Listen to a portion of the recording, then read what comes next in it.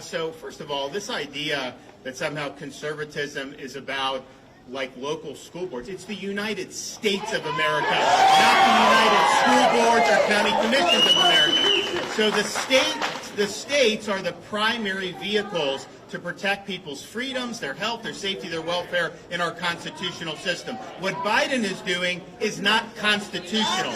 There has never been a federal vaccine mandate imposed on the general public. I hear people talk about, they do things in the military. Yeah, when I was in the military, they used to give me all kind of stuff. Honestly, I wish I would have thought a little bit, but I mean, whatever it was. But that's much different than regulating the military and then imposing it on civilians in society. It's never been done before. They don't have the power to do it. There's no federal police power. States have the federal police power. So that's from a constitutional perspective, it is worlds apart. Now, some people say, hey, these local governments wanted to lock down businesses. They wanted to force mandates. They wanted to keep the kids locked out of school. Yeah, you're damn right I overruled them on that.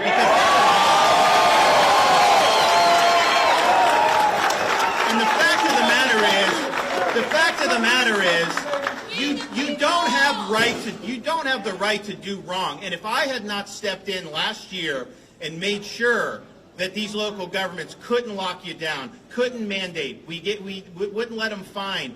We had kids in school last year because of me, not because of them. And that's just the bottom line. And so people can say, is it the job of somebody that's elected to look out for the liberties of everyone in the state?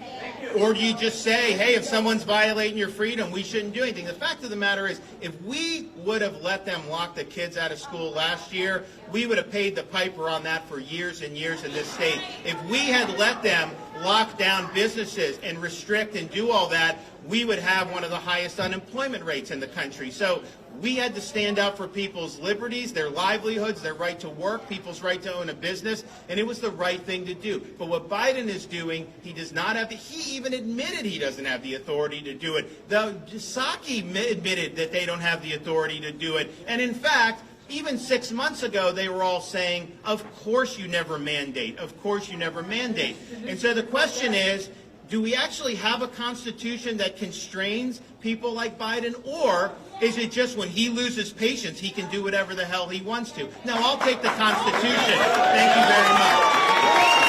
Governor, so what is your counter argument to those who may have objected to this particular special session, saying that it was possibly a waste of taxpayers' money? What is your answer to those who object to that? So there are deadlines taking effect very soon where people were going to lose their jobs. If we had waited till the regular session, we would have had thousands and thousands of Floridians lose their jobs over heavy-handed mandates. And so, to me, if you think saving people's jobs is a waste of taxpayer money, heck, that's like page 3 of the governor's manual to save people's jobs. I mean, so what we did was the right thing to do. I wish there were no impending deadlines. I wish that no one was in danger. Then, yeah, we would have waited until the regular session. But the fact is, we had people. And here's the thing. I travel the state a lot. I talk to people. And these are people, they don't even know I'm showing up place, they'll come up. And I can tell you, for the last month and a half, the number one issue that I had people come up to me, and they're very quiet about it, almost apologetic, because, it doesn't fit the narrative to be concerned about these mandates and the way it is. And a lot of the folks aren't viewed sympathetically by people, certainly by like the CNNs of the world. They come up to me and they say, I've been working this whole time.